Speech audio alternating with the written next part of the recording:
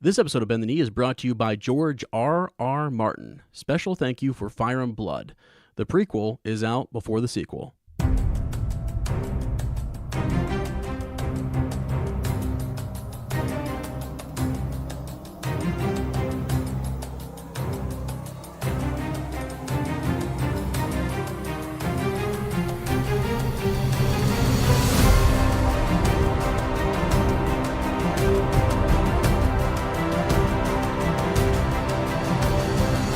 Hello and welcome to Bend the Knee, a Song of Ice and Fire podcast. I am Sir Matt, the Bud Knight. And I am Sir Ezra the Watchful. Welcome to our Song of Ice and Fire book club. Today we are into Chapter 39, Eddard 10 of A Game of Thrones. And in A World of Ice and Fire, we are discussing Dorne. And we'll also be talking about Fire and Blood, friends. Yeah, Fire and Blood is finally here, Sir Ezra. We did kind of an initial review episode.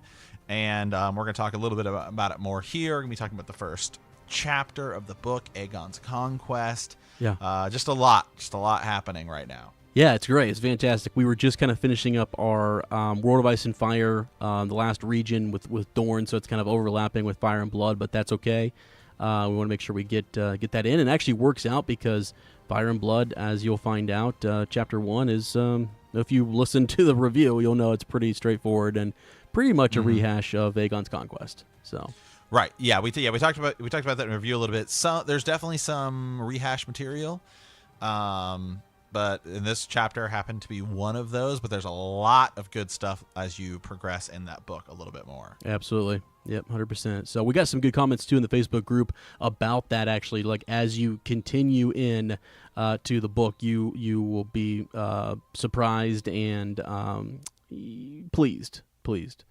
So, all right. Well, we'd like to mention at the top of the show, you can send your ravens to btkcast@gmail.com. So that is just comments, theories, anything you would like us to discuss in Raven's Nest. We have that coming up in, I think it's not next week, but the week after that. We're working on Raven's Nest, a big show. Yeah, we just tried some of the Sir Ezra and I did a little test run in the Discord group there, and for some reason it was giving us some weird audio issues. We sounded like we were about to drive you down on your AM drive here on Bend the Knee podcast, going to hit you up with some of those crazy tunes on this wacky Monday. That's what it sounded like. I know. Like, what is going on?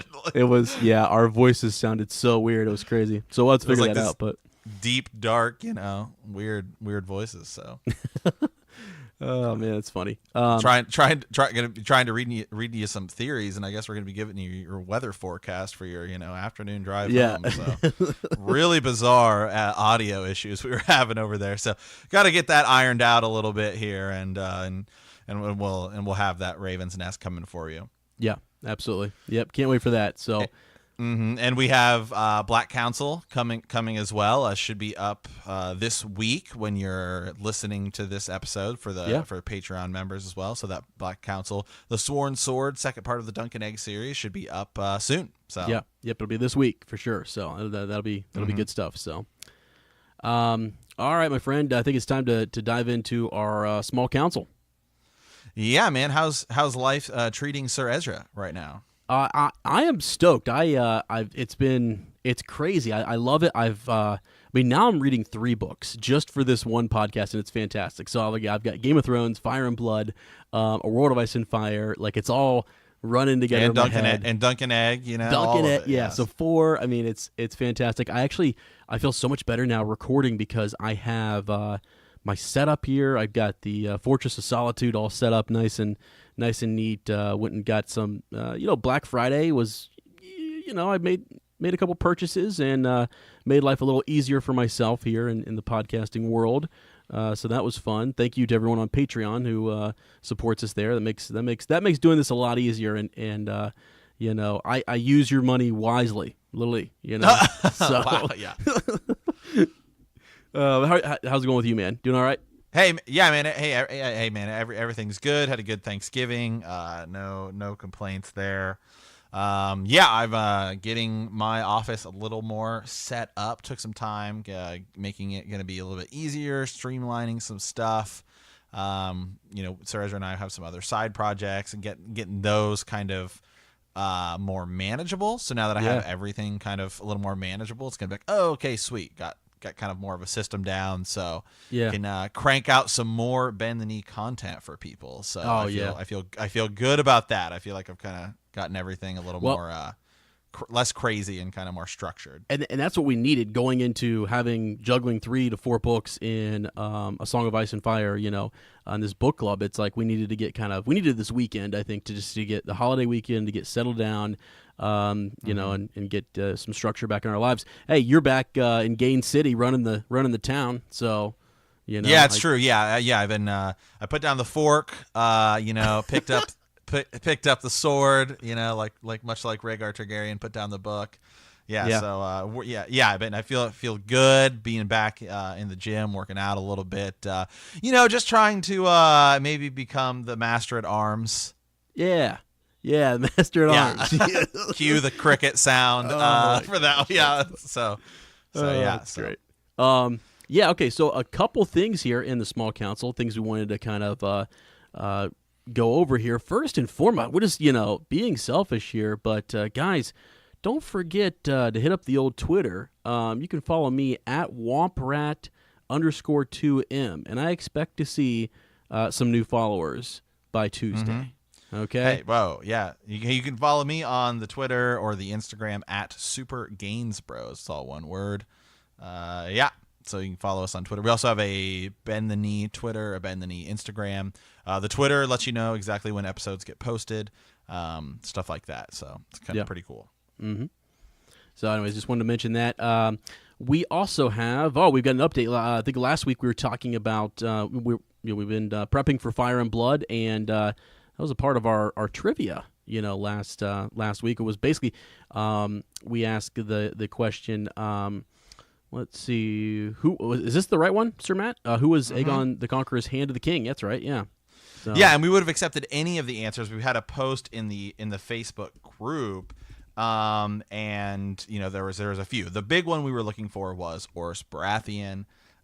We were highly hinting at him last week. Yes. To say the least here. We were highly hinting at him, and we said everyone who submitted an answer throughout the week would be entered in trivia for this week, and we are going to send you a copy of Fire and Blood. And we did that, put kind of names into a hat, or I just actually kind of, put it into a computer system and did like a dice roll thing. And the winner, is Emily Biting, or Emily Bidding. I hope I'm pronouncing your last name correctly. But yeah, so send us some details as to where we should send you your copy of Fire and Blood. So you won the trivia there. So yeah, congratulations, Emily. That's awesome. Mm-hmm. Yeah, stay tuned. I think this we may start doing trivia kind of like this. We've been thinking about restructuring trivia. Maybe doing like giveaways like once a month or something, I think is a little more kind of fun way to do trivia. Especially because Sir Ezra and I were trying with our Raven's Nest stuff. So people who are in that Patreon tier can actually listen as we record this episode live. So with that's going to make trivia the way we've been doing it kind of, easy for the people. Yeah, because we want to open it up to everyone. So we're still kind of figuring that out, but it's probably going to be like a monthly trivia giveaway type of a thing. So. Yep, absolutely. So that'll be awesome.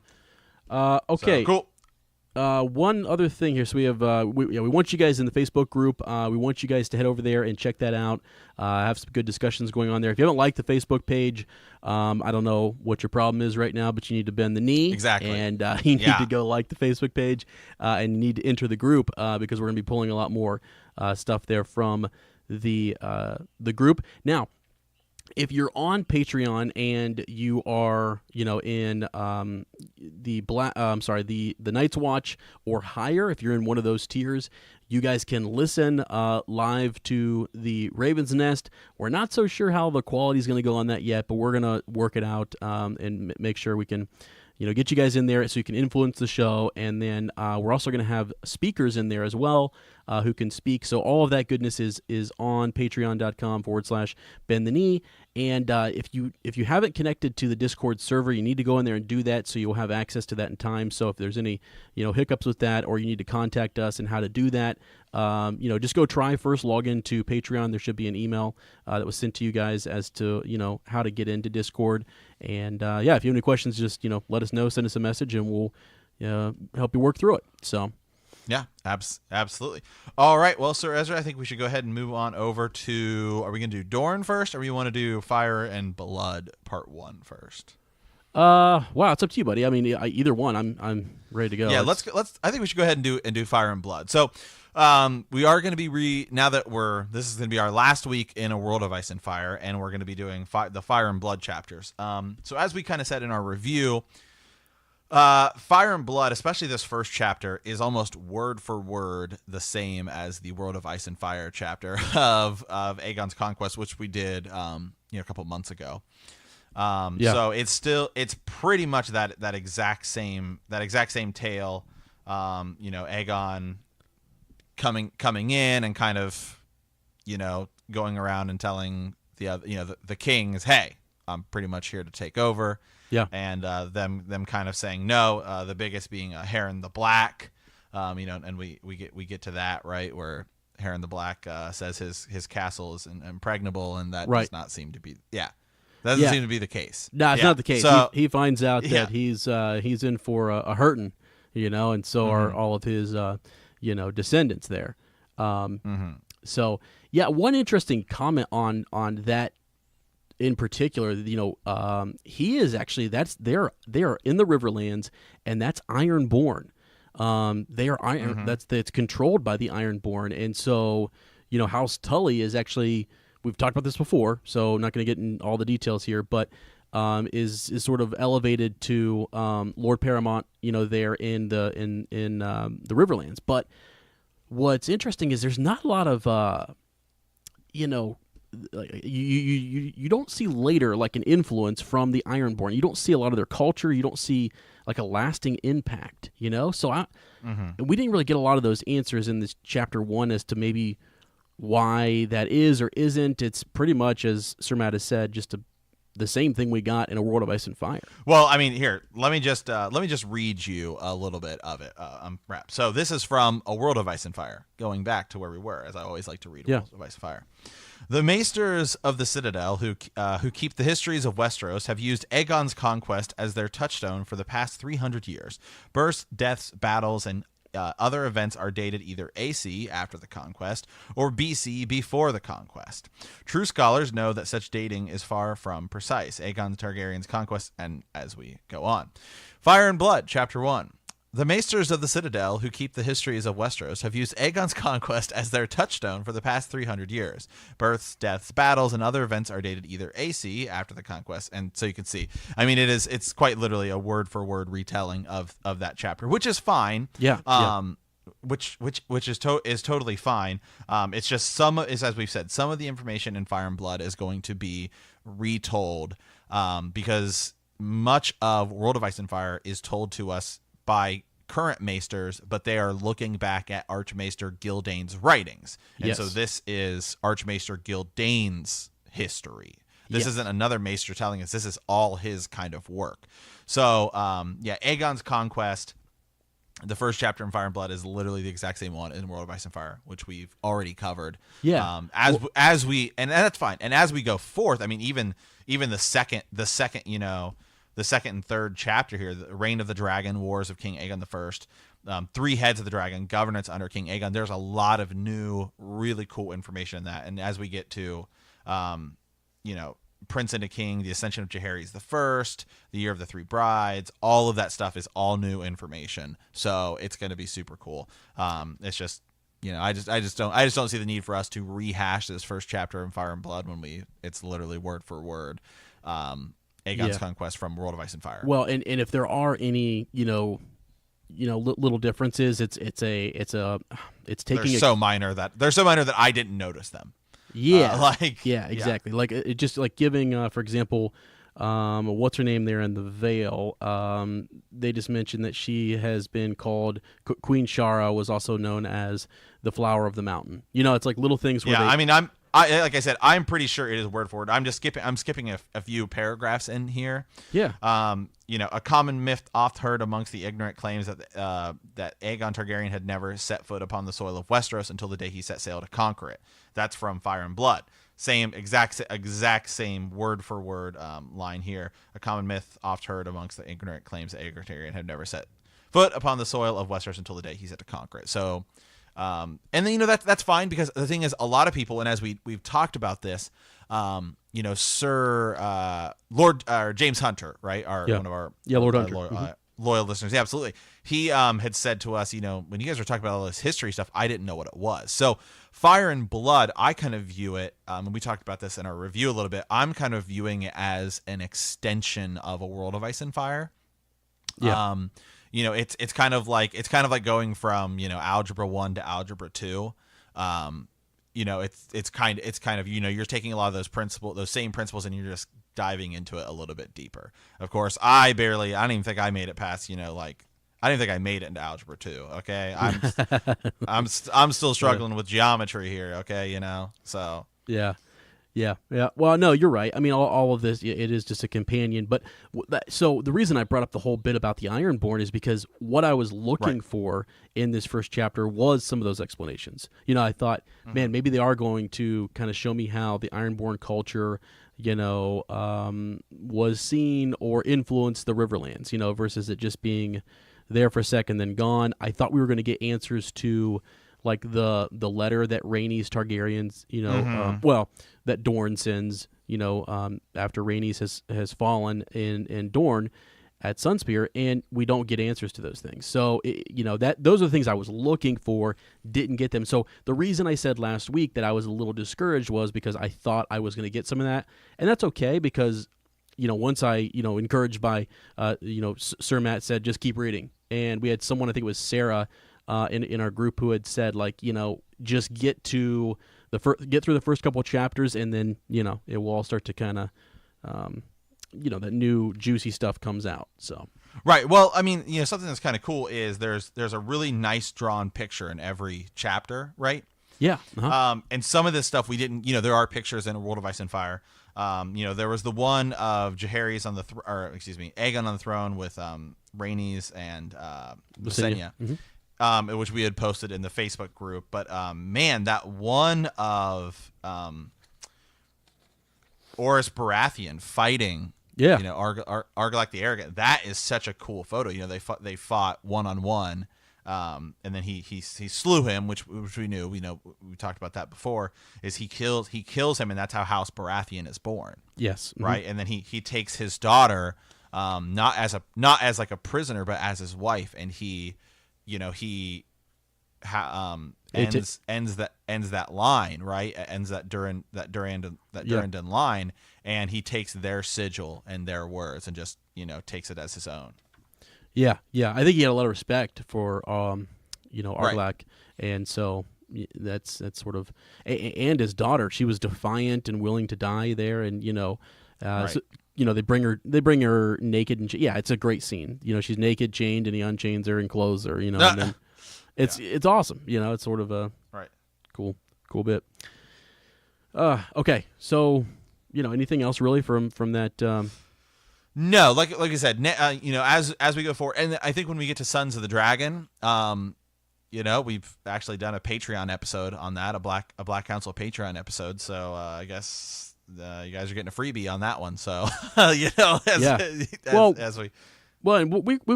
pull out some of the highlights and for sure, absolutely big talking points. I mean, like with this one, I think it was like in the first chapter, it's basically him confronting those kings, and we talked about Hair in the Black, and at the end, Rhaenys and well, not yet. We're not to the Rhaenys situation yet, but still, absolutely. And stuff like that. And we said in our review episode that we posted, a couple hours ago, that I pulled a line in there talking about how like important both of his wives were, right, and that he always took one of them with him and stuff like that. So as it's not like the conquest is all we get about Aegon the Conqueror. We get like three full chapters of him. So Mm-hmm.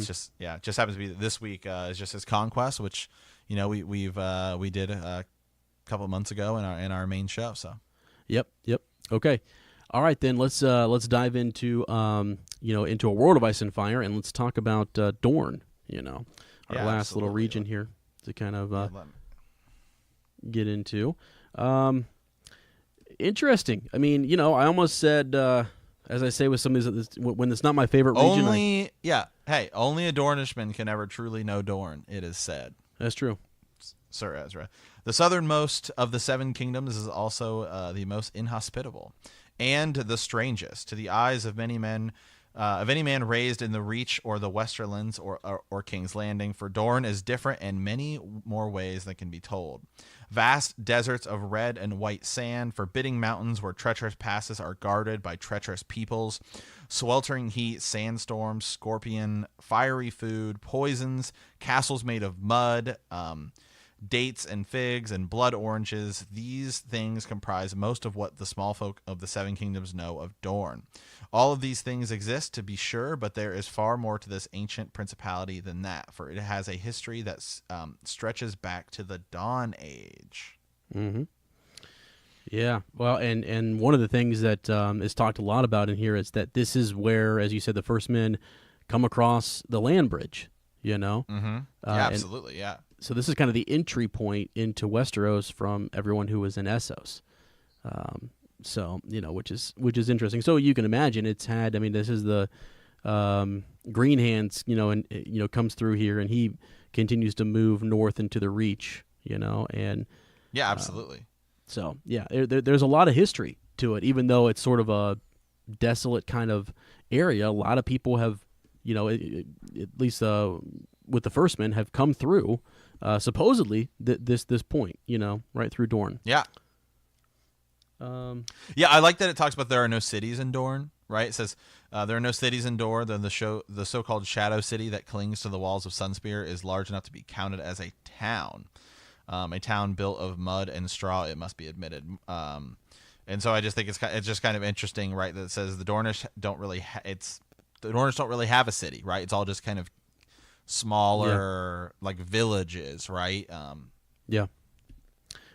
Small villages or like a town. So on the map it calls them towns, and one of those towns, like Planky Town, which basically just a bunch of planks for roads. It's sort of like right there on the Greenblood, which is the main river coming into Dorne, and it's sort of I would imagine if you come from a major city in Westeros and you show up in Dorne, you're probably alarmed. You're probably in shock. You're wondering, what is this? It's just real primitive. Not primitive, but just bare. Well, there's a line right here. It's interesting. It says Dornishmen and Northmen alike are derived as savages by the ignorant of the five civilized kingdoms.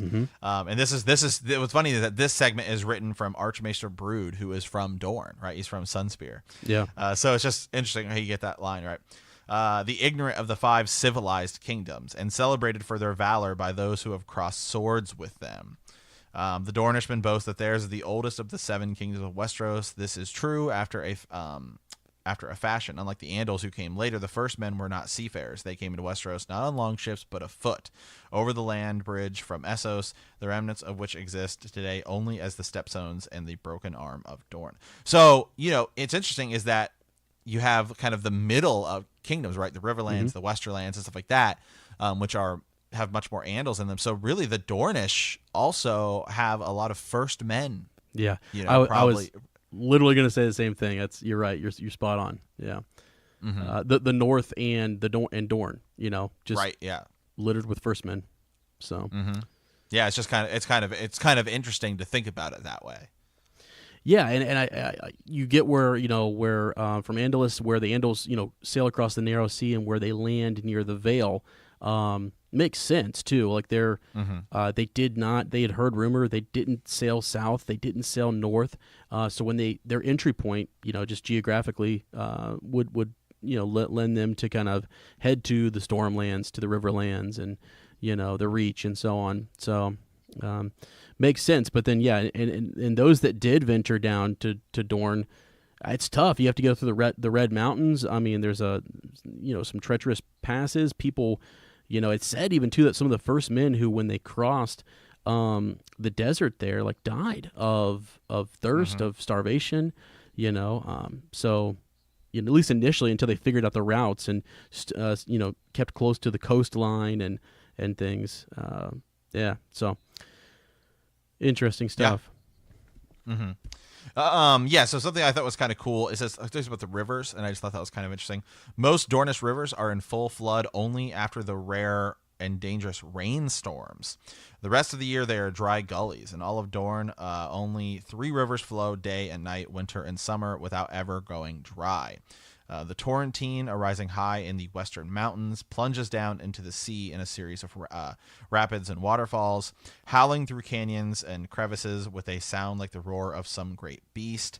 Rising from mountain springs, its waters are sweet and pure, but dangerous to cross, save by bridge, and impossible to navigate. The Brimstone is a far more placid stream, but its cloudy yellow waters stink of sulfur, and the plants that grow along its banks are strange and stunted things. It says, of the men who live along these banks we shall not speak, but the green blood's waters, if sometimes muddy, are healthful for plants and animal alike, and farms and orchids crown the river's banks for hundreds of leagues. Moreover, the green blood and its vassals, the Vaith and the Scourge, are navigable by boat almost by their source.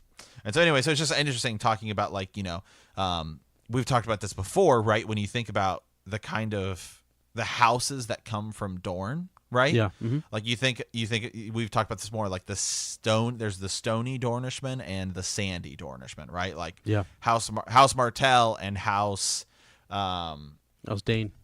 House Dane seem like totally different, right? Even though, like, when you think about, like, the Manderleys, and they actually, the Manderleys came from the Reach originally, but when we see House Manderley, and the Starks, they seem similar, right? It's just that similar type of house, but Dorne, it seems vastly different. Yeah, vastly different. Yeah. The next bit I did have highlighted here was the I think it's King Darren, right? Talks about the sandy, the stony, and the salty Dornishmen, and just sort of talks about the regions in which they're from. One thing before we go any further, though, you mentioned the Brimstone, right, is a far more placid stream, but its cloudy yellow waters stink of sulfur, and that there's creatures, strange and stunted, and we shall not speak of the people who live near that. You think they're, like, disfigured and kind of like are there something bad in the water there? Are they?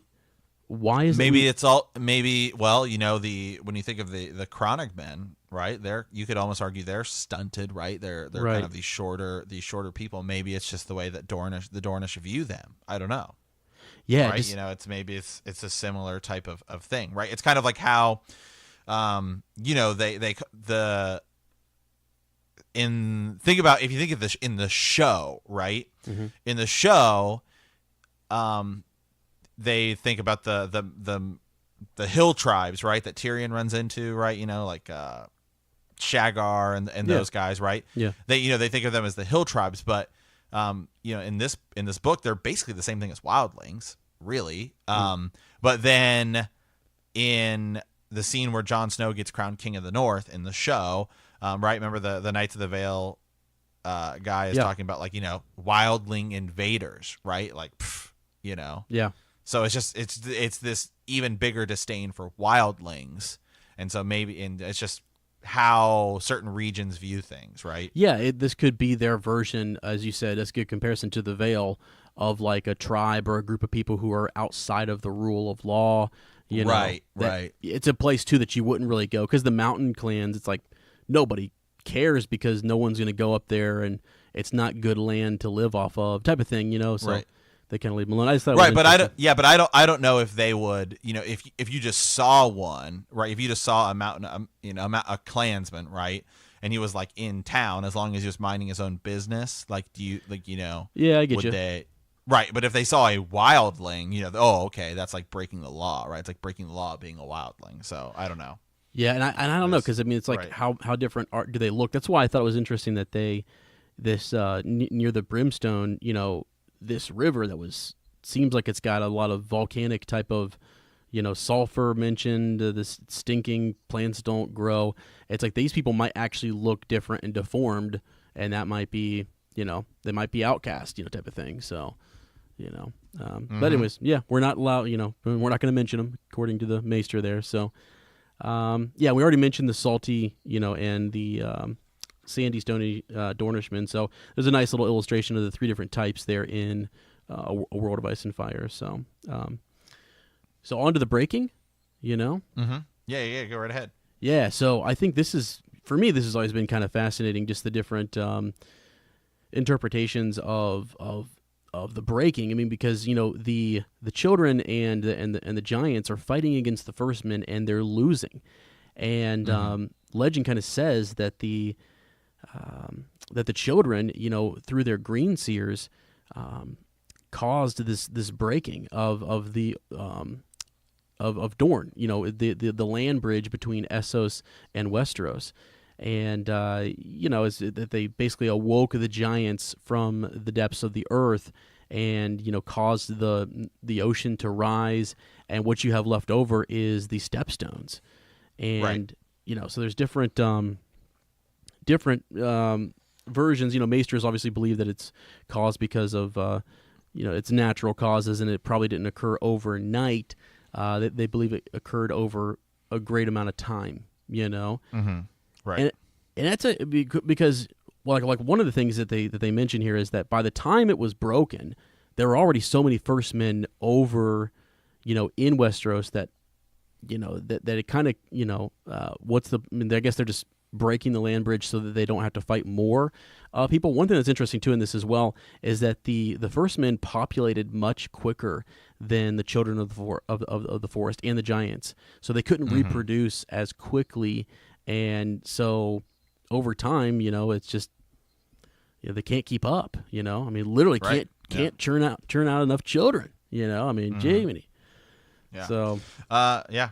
All right, I want to go ahead and skip ahead just a little bit here to the Sword of the Morning, right? Because this is by far kind of the coolest thing, about Dorne. The Danes of Starfall are one of the most ancient houses in the Seven Kingdoms, though their family fame largely rests on their ancestral sword called Dawn and the men who wielded it. Its origins are lost to legend, but it seems likely that the Danes have carried it for thousands of years. Those who have had the honor of examining it say it looks like no Valyrian steel they know, being pale as milk glass, but in all other respects it seemed to share the same properties, being incredibly strong and sharp. Though many houses have their heirloom swords, they mostly pass down from lord to lord. Some, such as the Corbrays have done, may lend the blade to a son or brother for its lifetime, only to have it returned to the lord. But that is not the way of House Dane. The wielder of Dawn is always given the title Sword of the Morning, and only a knight of House Dane who is deemed worthy can carry it. For this reason, the Sword of the Morning are all famous throughout the Seven Kingdoms. There are boys who secretly dream of being a son of Starfall, so they might claim that storied sword and its title. Most famous of all was Sir Arthur Dane, the deadliest of King Aerys II's Kingsguard, who defeated the Kingswood Brotherhood and won renown in every tourney and melee. He died nobly with his sworn brothers at the end of Robert's Rebellion, after Lord Eddard Stark was said to have killed him in single combat. Lord Stark then returned Dawn to Starfall to Sir Arthur's kin as a sign of respect. And we'll talk a little bit about that here in a bit. Yes. Yeah, for sure. It is probably, the coolest part, this idea that you've got this sword that you have to be worthy of, almost like an Excalibur type of thing. You got to be able to pull it from the stone. Absolutely. And House Dane, there's a bit more too, just on how their formation, and finding the fallen star. So they create a place called Starfall. That's where their keep is, and there's some possible magical properties, to the stone or to the star that fell, or the whatever it may be, whatever magical rock they have. I think they're holding it up there in Starfall. I think it's something, maybe. There's more to it than just it being a sword. Maybe they made the sword, from that, star, right? Right. Yeah. Absolutely. Yeah. So, and a lot of people, when we've talked about this many times, right, that it think it could be, it could actually be Lightbringer, right, because it's Yeah. Yeah. Yeah. Yep. So let's see here. The rest of this, I don't know. Did you want to go into any? Because some of this is basically Aegon's conquest and his. Right, and a little bit about Nymeria, which we've done before. And we've talked about how the Dornish were. Right here, I'm just going to read it here. Of all the challenges the Dornish have faced, none have loomed so large as that posed by Aegon the Conqueror and his sisters. Great was the valor the Dornish showed in battle, and great was the grief as the losses they suffered, for the price of freedom was steep. Yet alone, of all the seven kingdoms, Dorne remained independent of House Targaryen, resisting attempt after attempt by Aegon, his sisters, and their successors to make the Dornish bend their knees before the Iron Throne. Yeah, and it's true. They hold out. The Dornish basically hold out and don't have to really bend the knee to Aegon. It's many years before they finally get kind of thrown into the Seven Kingdoms. Yeah, they kind of have that initial understanding once the letter is sent, from the Toad Princess there, and it's they're still they reserve that title of prince and princess, and it's a marriage pact later on that will kind of bind Dorne to the rest of the realm. So yeah, it's interesting. It's not what's neat is you can kind of see how Song of Ice and Fire starts in the north, and we work our way south, and then we're always flashing back north to Jon, but we work in Dorne in a way that's very interesting. With Doran Martell and his son, and them seeking out this marriage alliance between the Targaryens. So it kind of comes full circle. Now they're seeking, to unite the two houses, and bring the Targaryens back. When they were the house, they were the kingdom that wouldn't bow, to Aegon. So just kind of ironic, interesting. Yeah. So, all right, I'm gonna go ahead and talk a little bit about Sunspear and kind of finish up here, because it's a castle. That the picture in World of Ice and Fire looks super cool, right? It's almost got that kind of like Arabic kind of look to it, right? When you think of those like kind of golden, those golden kind of tops, it's just kind of what I think of. That's my initial kind of thing. You think that because of kind of Middle Eastern kind of keeps and castles or palaces, things like that. Sunspear's history is a curious one, having been a little more than a squat, ugly keep called the Sand Ship in early days under the Martells. Beautiful towers bearing all the hallmarks of the Roynish fashion would eventually spring up around it. It became known as Sunspear when the son of the Royne was wedded to the spear of the Martells. In time, the Tower of the Sun and the Spear Tower were both constructed. The great golden dome of the one and the slender high spire of the other becoming the first things that visitors beheld by land or by sea. The castle sits on a spur of land surrounded by three sides of water, and on the fourth side by the Shadow City. Though the Dornish may call it a city, it remains no more than a town, and a queer, dusty, ugly town at that. The Dornish built up against the walls of Sunspear, then built up against the walls of their neighbors' homes, and so on until the Shadow City took on its current form. Today, it is worn of narrow alleys, bazaars filled with the spices of Dorne and the east, and the homes of the Dornish built of mud brick that remains cool even in the height of the burning summer. The winding walls were raised some 700 years ago, wrapping Sunspear and winding throughout the Shadow City in a snaking defensive curtain that would force even the boldest enemy to lose their way. Only the threefold gate provides a straight path to the castle, cutting through the winding walls, and these gates are heavily defended at need. Mm-hmm. Yeah.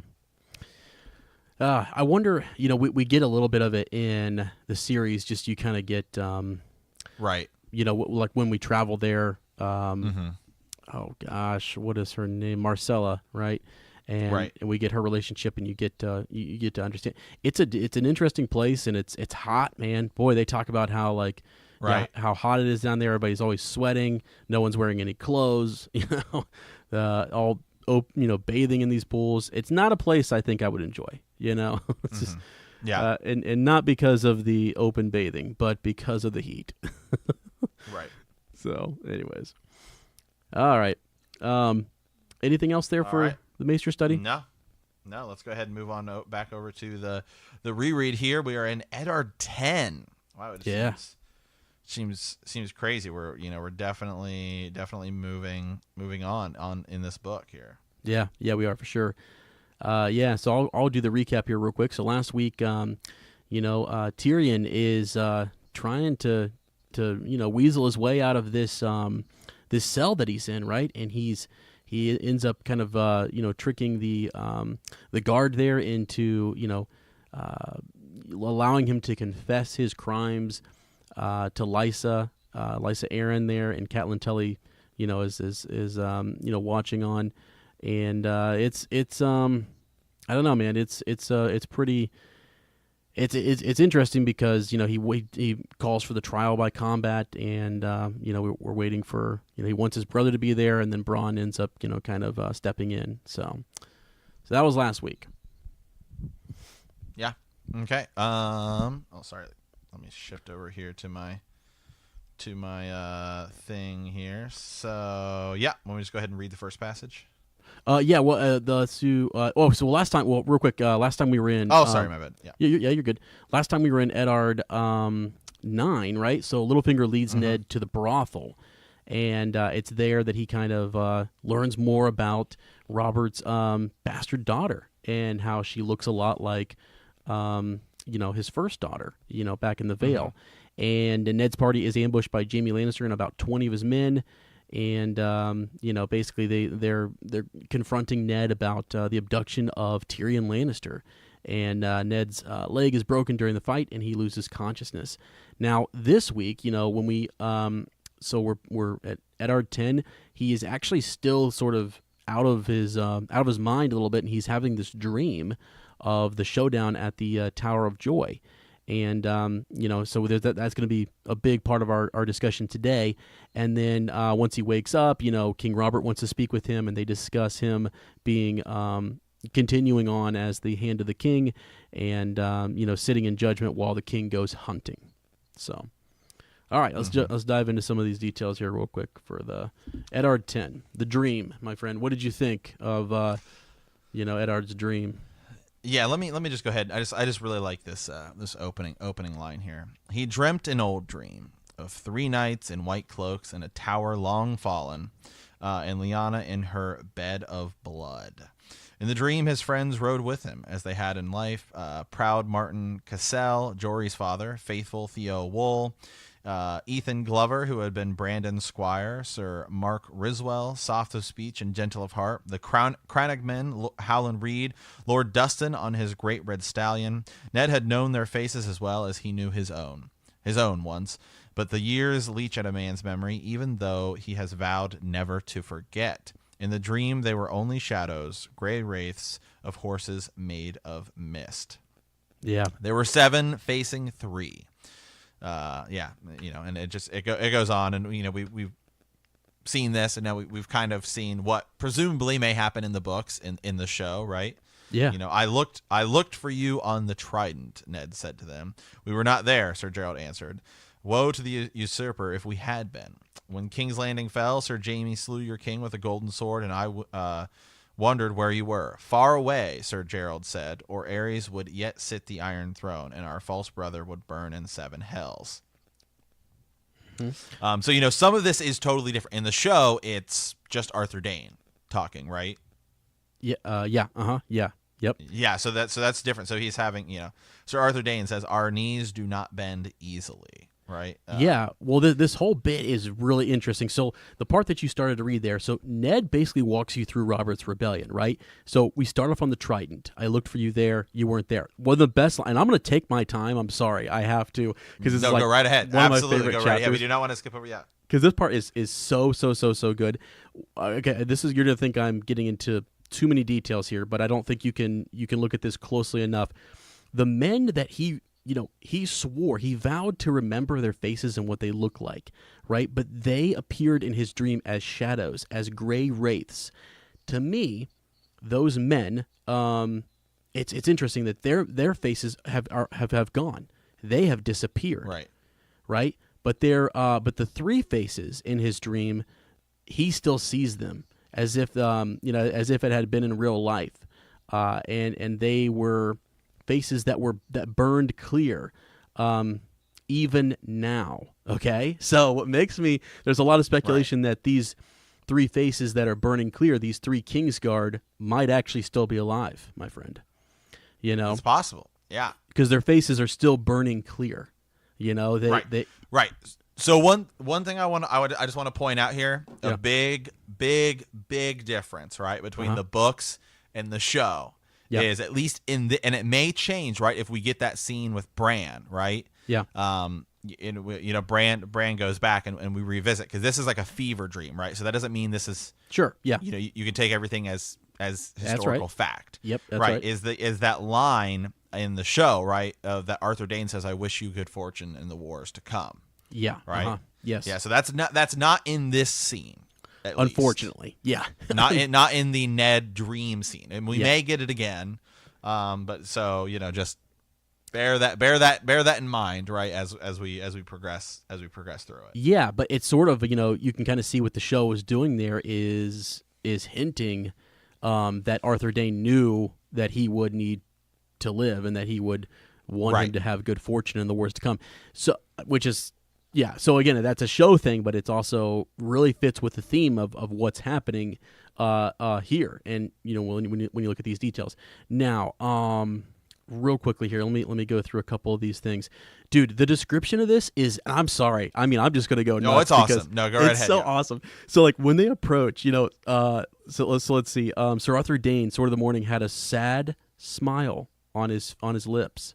Why does he have a sad smile on his lips? Mm-hmm. You look at that, and it's sort of like the time has come. It's sort of like this smile that, like, I knew this would happen, and here we go. It's all come to this, and why the sad smile? Okay, next let's move on.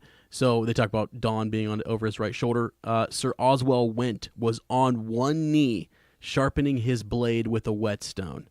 And across his white enameled helm, the black bat of his house spread its wings. There's so much. He's on one knee. He's bending the knee. Sharpening his sword. So there's that, and then now you get this fierce Sir Gerald Hightower, the White Bull Lord Commander of the Kingsguard. So that's epic. So you have the Lord Commander here. And I think that's important, because this is what I think Ned is trying to communicate here. So Ned is the speaker, and you just mentioned some key lines, and I'm going to read every single one of them because they're this important. He says, "I looked for you on the Trident," right? Step one in the rebellion. It looked for you there, and Sir Gerald is the one to answer, "We were not there." And I love this line, "Woe to the usurper if we had been." Woe to the usurper king if we would have been there. Because they would have, I mean, who knows what would have happened? Right. It's like, having those three guys could make that much of a difference, which says a lot, right? When King's Landing, so next he says, "When King's Landing fell, Sir Jaime slew your king with a golden sword, and I wondered where you were." And Sir Gerald answers again, "Far away." As you said, or he would still sit the throne. So this is Ned going from, "I was at the Trident, looked for you there." Right. You weren't there. I then go to King's Landing. You guys are not there. I then went to Storm's End to lift the siege. So when we wonder about where did Ned go, I guess he did. He said, "I came down from Storm's End to lift the siege, and the Lords Tyrell and Redwine dipped their banners. You were not there." He goes, "I was certain you would be among them." And then Sir Arthur Dayne says, "Our knees do not bend easily."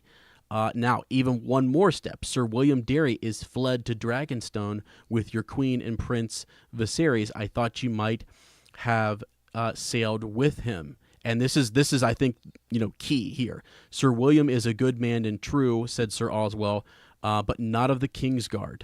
Sir Gerald pointed out, "The Kingsguard does not flee."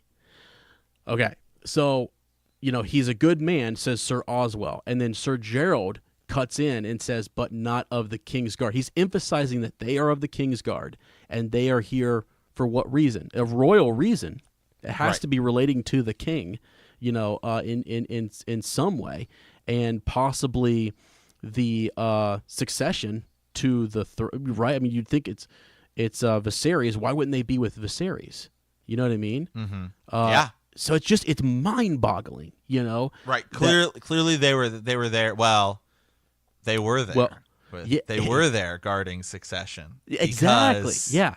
Right. Yeah. Because if R plus L equals J, then Jon Snow would be that next line. Because maybe Rhaegar knows King's Landing is gonna. Maybe he knows the whole thing. Maybe he knows. Well, he couldn't beat Robert Baratheon. Maybe he knows. King's Landing is gonna fall. I don't know. You never know. Maybe Rhaegar has green sight. We don't know. Right. Yeah. Yeah. So I don't know. It just mind-boggling to me that like what Ned is doing is he's making the case that like, okay, here's where you would expect the Kingsguard to be. Absolutely. Yeah. And you guys are not there. So what the heck is going on? Why are you guys here? And that's just what's mind-boggling. Sir Arthur Dayne says, when Gerald says, the Kingsguard does not flee, he says, then or now. He donned his helm. So, like, we're not going to flee. We didn't flee then, and we're not fleeing now. So basically saying, this was not us fleeing. We are here for a reason. The Kingsguard needs to be here. And then it says, we're right where we're supposed to be. Right. And then Sir Gerald says, we swore a vow. Okay? So what they swore a vow. Let me just real quickly do a Google search. I meant to do it before, but like, what is the Kingsguard's vow? Do we know what they're are they talking about the vow that they swore to the king? Are they talking about a separate vow that they took themselves outside of the other Kingsguard? Wow, man, sounds like maybe they also made a promise. Right. Uh-huh. Yeah, so that, I don't know, that was, yeah. Let me see here. So, it doesn't really give you a Kingsguard vow, I don't think. It's very similar to the, to the Night's Watch vows, what they say, but I don't know if they give you an actual, yeah, the Kingsguard, also known poetically as the White Swords or White Cloaks, are the royal bodyguards of the Iron Throne. They're regarded as the finest, knights in the Seven Kingdoms. Yeah, there's no actual vow, just a bunch of them listed. No actual Nightguard vow, yeah. Yeah, because I wondered, I was looking at that, like, is there some special wording in there that you could kind of pick out to say, like, well, this is, a part of their vow would apply to them, being here. They do swear for life, and they're forbidden from owning lands, taking a wife, or fathering a child. But and they cannot hold any hereditary commands, such as they do hold commands such as the warden or hand of the king, so they can operate in those capacities. But man, I don't know. I was just like, this whole part just kind of like blows you away when you think about like, what the heck are you doing there? So let's move on a little bit here. Yeah. So I'm right there with you. What it's set up. And then, Ned is making the promise, right? Ned's making that promise. He says, Lyanna, I promise. And she's calling out Eddard, right? And we don't know if in the show doesn't she call out for Ned, or does she just scream when he gets there? It's like a scream of pain, or does she call out for him? I don't know. I'd have to watch that. I'd have to watch that scene again. Because if she calls out for him, you could kind of hear that right here, right? Now it ends as a clash came together. He could hear Lyanna screaming, "Eddard," she calls. So unless she can just hear him outside, dude. Right? You're hitting a nail on the head. Or did she know he was coming? Yes. That's what I'm saying, man. That was my next. I got that underlined. This whole bit about. Remember, we had that discussion. Who sent Eddard to this spot? Who told him? Who told him that the Kingsguard were here at the Tower of Joy? It's not like next to some. I mean, it's its own separate like little round keep in Dorne. It's not. Mm-hmm. It's not on the way to any of the spots that he was took place during Robert's Rebellion, or the parts where he was involved in, from the Trident down to King's Landing over to Storm's End. It's nowhere near those places. So how the heck did he come from those points over to the Tower of Joy? Who told him to come this way? And like you said, she's crying out, Lord Eddard. And I imagine that it actually seems like right before they go to do battle, she cries out to him.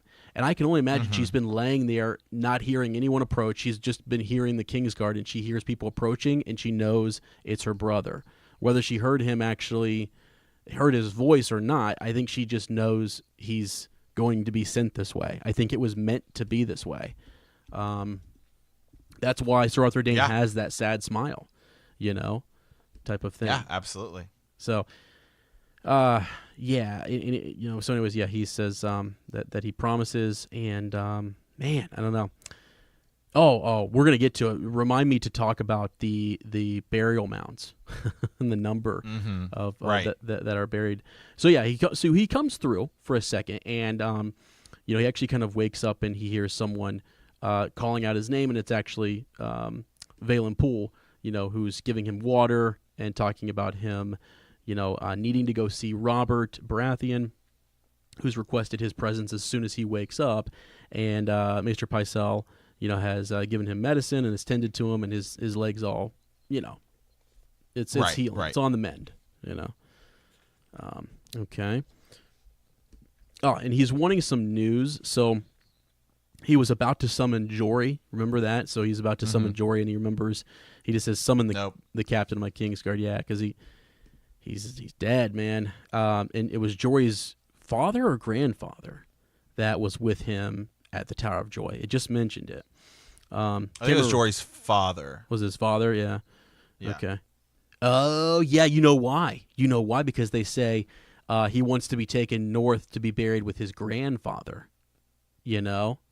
That is actually said here. You're right. It is his father who is buried by the Tower of Joy, and his grandfather is actually buried in Winterfell, and that's where Jory wants to go. I don't think anybody knows where the mounds are that Ned made for his companions, but we'll get to that in a second. Yeah. Okay. So the Kingslayer. So he gets updates from the captain of his guard just on things that are happening, and Jaime Lannister has fled, right? So there's extra guards on Ned's door. And this is where he kind of asks for some help with his daughters. He's like, just make sure that, they remain safe. He says, they have been with you every day, my lord. Sansa prays quietly, but Arya, he hesitated. She has not said a word since they brought you back. She is a fierce little thing, my lord. I have never seen such anger in a girl, And so they've been with him the whole time. And that's where that whole bit about Jory wanting to go back to Winterfell, to be with his grandfather, Martin Cassell had perished with the rest. This is like an insert, right? So it says it would have to be his grandfather, for Jory's father was buried far to the south. Martin Cassell had perished with the rest. Ned had pulled the tower down afterward and used its bloody stones to build 8 cairns upon the ridge. It was said that Rhaegar had named that place the Tower of Joy, but for Ned, it was a bitter memory. Yeah. So they had been 7 against 3, yet only 2 had lived to ride away. So the 8 that he built would be, if he is 7 minus 2 is 5, plus the 3 Kingsguard would be your 8, right? Those are the 8 burial mounds. Well, unless only had lived to ride away. Yeah, exactly. Yeah, right. And so the thing is, he builds. So some of those could be empty. He also could just build. It says that Martin Cassell perished with the rest. Well, who does that include? Who are the rest? Right. Is it just his other men? And it says that only 2 had survived. Only 2 lived to ride away, as you say. So. Yeah, I mean that way. So the only 2 that we know that were there were Hallan Reed and Eddard that lived to ride away, right? Right. Yeah. So I mean, so you're meant to. I think you're. It's pretty easy to say that the 8 burial mounds were just his 5 other companions and the 3 Kingsguard, because he took Lyanna's body with him, right? Mm-hmm. Yeah. It took her back there to be buried. So, yeah. Let's see. He did not think it. He did not think it omened well that he should dream that dream again after so many years. So, it's a bad omen that he's still dreaming this, right? And then it kind of moves on, and then this is when Robert Baratheon shows up, and he comes in and is coming in to kind of question Ned, but then also to put this to rest. He's trying to stop a war, and he's just coming to Ned to say, knock this crap off, release, Tyrion. So, I don't. Did you? Yeah, and it's pretty similar to the way it goes down in the show. Yep. As Ned wakes up and Robert's kind of standing over him, then Cersei is there, and they get into a little tough, and Robert, King slaps her, I guess is the way to call it. Yeah, he does, and he says, the same sort of thing. That wasn't very kingly. Right. Yeah, and then they talk a bit about just the taking of the imp, and Robert Baratheon doesn't care. He's just like, I don't really care at all. Just what your reasons were, just release him. What's funny, Ned wants leave to go bring the Kingslayer to justice because he thinks, because he was there, he knows that he slew his men and he started this whole brawl, but the king doesn't know that. And Littlefinger says he wasn't there. He went to go get the gold cloaks, so conveniently is not there to. So it's one man versus another man's word, and you've got Hand of the King versus Lord Commander of the Kingsguard. Tough little spot to be in. So, yeah. And he puts Robert in a tough spot when he tells him why he was at the whorehouse. Yeah, he does. Yeah. Yeah, he says some whorehouse. Damn your eyes, Robert. I was there to have a look at your daughter. Yes. Her mother has named her Bara. Robert flushed, Bara, is that supposed to please me? Damn the girl. I thought she had more sense. She cannot be more than 15 and a whore, and you thought she had sense. Then the king glanced at Cersei. He's like, this is not fit subject for the queen's ears. This whole thing, right? So. Right. Yep. Yeah, I was looking for more stuff on Bara, but I don't really. I know that she's killed, right? She's one of those that's right. Killed or whatever. I was looking for stuff right. on. Yeah, and then Cersei. That's when Cersei and him get into it a little bit. She says, the king, Her Grace will have no liking for anything I have to say. Ned replied, I am told the Kingslayer has fed the city. Give me leave to bring him back to justice. He says, I want no more of this. Now it ends. And Cersei, and he says, is this your notion of justice? And then the queen looked at her husband. If any man dared to speak to a Targaryen as he spoke to you, he says, Robert says, do you take me for Aerys? She says, I took you for a king. And then he says, how many times must I tell you to hold your tongue? Yeah. And Cersei's face, she says, by all rights, you ought to be in skirts and me in a mail, which is basically the same thing she says in the show. And he hits her, and he says, she says, I will wear this as a badge of honor, she announced. He says, wear it in silence or I'll honor you again. Ooh. Yeah. Yeah. So yeah, and then he kind of regrets it, and he he says, I shouldn't have hit her. It was not kingly. Same way it goes down in the show. Right. So then Ned wants to tell him. This is where Ned wants to tell him something, and Robert kind of cuts him off. He cuts him off. This is it all could have been. Gosh, it's so crazy. And he says, I'm going. Basically, he says, I'm going hunting. And you were right about the the Targaryen girl. He's like, no, we're doing it. Sorry. Right. It's later on where he'll. Yeah. He'll right. It's when he's on his deathbed. So yeah. He says, and put that badge back on. And if you ever throw it in my face again, I'll pin the damn thing to Jaime Lannister. So yeah, same way it goes down in the show. But yeah, still a great scene. We get that Tower of Joy flashback. Yeah. And the final kind of, and it's kind of interesting because now that Ned has said this to Cersei, do you think Cersei's plan is getting sped up now that she knows Ned is out looking for bastards? Yes. Do you so that's that right? Is it this exact moment where she says, "All right, now I really need to make sure he dies on that hunt," or we know she was maybe planning on it earlier with the melee, or is it? So do you think it was sped up by this moment, or do you think it was still just part of the plan? Yeah, I think it was. I mean, really, anytime that he's being reckless or puts himself in a situation where he could be hurt, she's going to take advantage of that. And so it happens to be the hunt is tomorrow. So maybe it was planned. But at the same time, I do think, maybe there were rumors getting around, or maybe, obviously Cerberus didn't sell me, or I'm sorry, Varys and different folks are kind of suspecting that there was this plot to assassinate the king. So, later on, you want some time between those attempts. You don't want this to be happening day after day. So you would imagine they would let some time elapse, and they don't. So I think it was sort of hurried and escalated because of what Ned was going to say. Although I think she's been dismissed from the room when he wants to say this, I think. Is that right? Was she just dismissed right before Ned wants to kind of tell him something, so maybe she doesn't know. Right. She knows that he's gone to see. Well, actually, sorry, she was there for when he talked about seeing his bastard daughter. And it says her face went as still as stone, and so, yeah.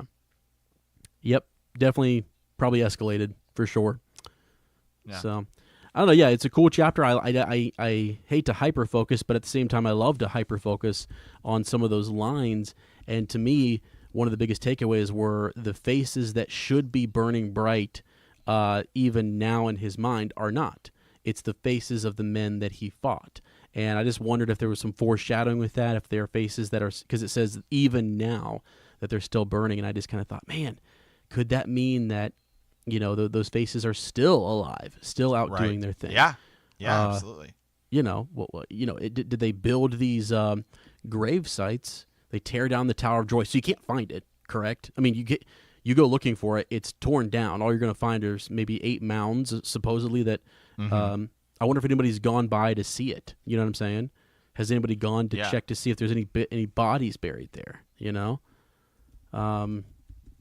All stuff I'm just kind of wondering about as we discuss it. I don't know so much, and I can't get over how does he know to go to that particular location, and then just the battle of, I think it, at least from his fever dream, he's trying to get the Kingsguard to give him some answers, and they're not, because they swore a vow, because he's trying to battle with them, like using his words.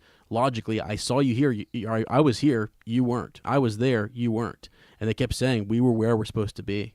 And we're not going to tell you why we were supposed to be here, but we're here. Yeah. For good reason. Yeah. And that's that, So, and again, you still get down to what was the actual promise that Lyanna made him keep. We really still don't know, as much as we want to speculate and say, we have a lot of evidence that indicates maybe just keeping Jon Snow safe, if that's who it was, if it's someone else, whatever, if there's a swapping of babies, which there could have been, because, again, he could have stopped at Starfall on his way down to this, or way up or down to the Tower of Joy. He could have had if he did have a bastard there on Ashara Dane, son, they could have done the whole baby swap thing like they did with Mance Rayder's child, So it's been done before. Absolutely. Yeah. So. Yeah. All right. I don't know. Great. It was a great chat. Hey, man, great chapter. Yeah, absolutely. 100%. So, all right, let's dive into send a Raven here. You can send those to btkcast@gmail.com. And I really just had a couple comments from the group today that I wanted to kind of pull out here. And we had some answers to my challenge last week. So we'll read those. But first, Sarah Thompson, we had mentioned her name at the top of the show, just talking about Fire and Blood, and she mentioned here, did anybody else think that they had got tricked into another history-style book with Fire and Blood, only to realize that the storytelling is sneakily weaved into the book? I'm about halfway through, and it's so fascinating to learn more about the Targaryens in more than just factual terms. Each one has their own nuances, personalities, and drives. Well done, and thanks to George. This is going to make Winds of Winter in Season 8 that much more rich and intriguing, especially with Jon and Dany, and possibly a certain pair of twins who've loved each other romantically since childhood, being the only Targaryens left in the realm, wishing that all you good sirs and ladies had a happy Thanksgiving meal and, enjoyed Robert's funeral boar feast. Yeah. So, yeah, thank you, Sarah, for, putting that comment in the group. It was a bunch of different replies to it, but I'm not going to read those right now. But I think it's interesting. And we had said, just keep reading.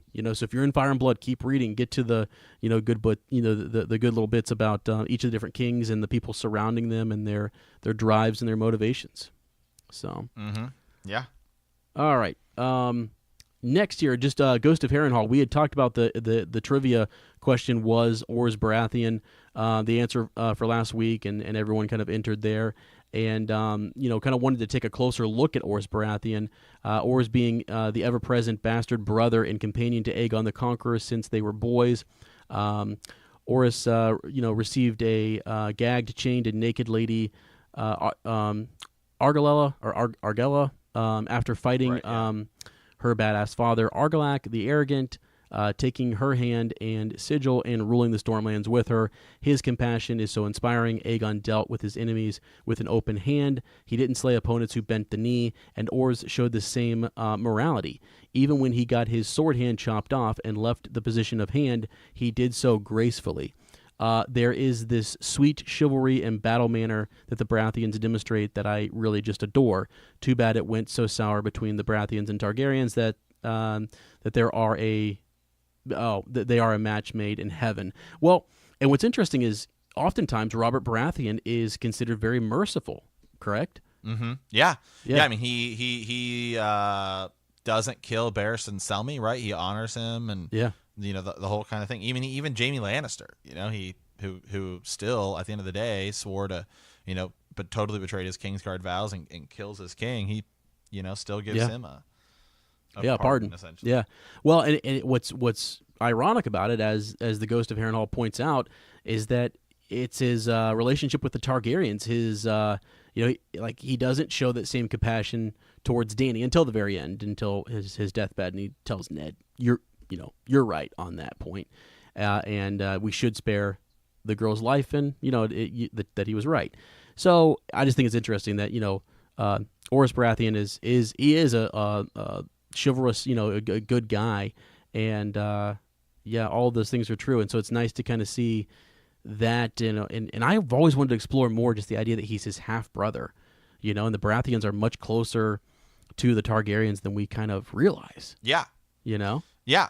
It's possible, and that would again then make that Baratheon claim to the throne that much more legitimate, right? We know that Robert's grandfather, Robert's grandfather, right? Maybe it's his dad. There's a Targaryen in his family, right? That was sworn, because Lionel Baratheon's son, is Steffan, is supposed to marry one of Egg's daughters. Right. Right. But he does end up marrying into that family. It's just a different Targaryen. So there's that line too. And if it goes all the way back too, there's definitely some Targaryen blood in there. Right. Yep. 100%. Oh, okay. One more thing here too before we sign off. We've got my challenge from last week. Tyrion was confessing his crimes, and I asked for you guys to kind of confess some of your crimes. And unfortunately, I didn't get all the nitty gritty, juicy details. That I was hoping for. I know you guys have been up to more misdeeds than what were posted in the group, but that's okay. So we did have the Ghost of Harrenhal kind of confessed. Confessed some crimes here. Many moons ago, I told my liege lords that I was going to study the Silent Sisters, but instead I traveled all over Essos and Westeros and told them my adventures when I came back over a year later. The realm was not pleased, but I did find what I was looking for. So something, promise that was made back in the day. And and then we were getting on Sir Gibbs about was it Washington? The whole Washington football feud. Right, yeah, and Washington State lost, so they're not playing Ohio State in the thing.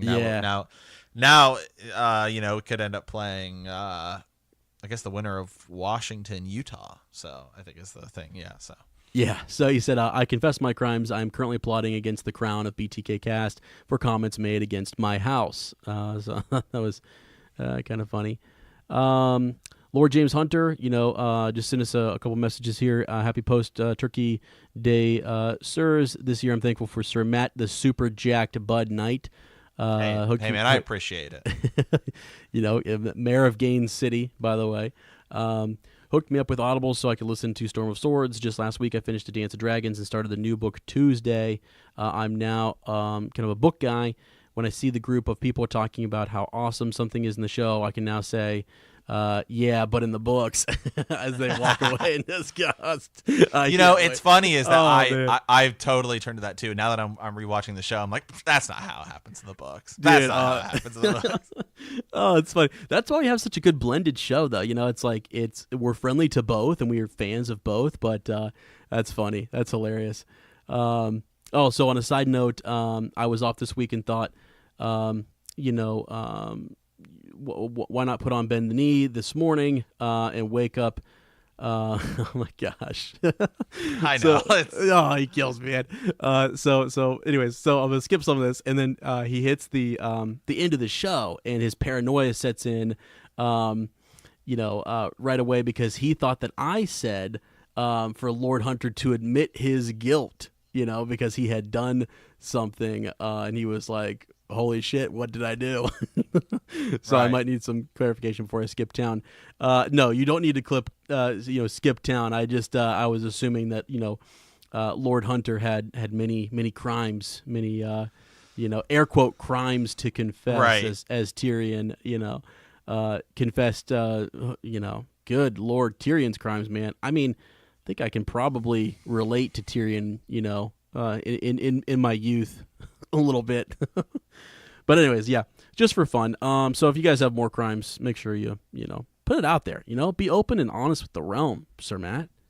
Hey man, yeah, absolutely. Yeah, just gosh, I mean, like, confess, right? Just we know our listeners over Cersei Lannister does. Yeah, she confesses.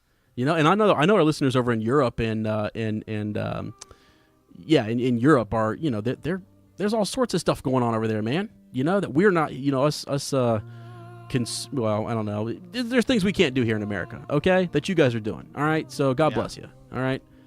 I mean, geez. Anyways. Yeah. All right. Well, I think that's it for this week, Sir Ezra. Yep, that is it. Thanks for listening. Don't forget to check out our Patreon at patreon.com/bend the knee. Hey, and we've been getting a lot of reviews on iTunes. We've been seeing some new iTunes reviews. Those drastically, those are huge. Every one of those is absolutely huge, and how the show ranks and stuff like that. And those are that is a quick, easy, free way to totally help the show. There it is. So as many of those as we get, or take those all day. So thank you so much for the people that do that, and anyone else that would like to do that, please by all means go ahead. So, all right. Well, we want to thank you for playing the Game of Thrones. In our next episode, we will be discussing Chapter 40, Catelyn 7. Yeah.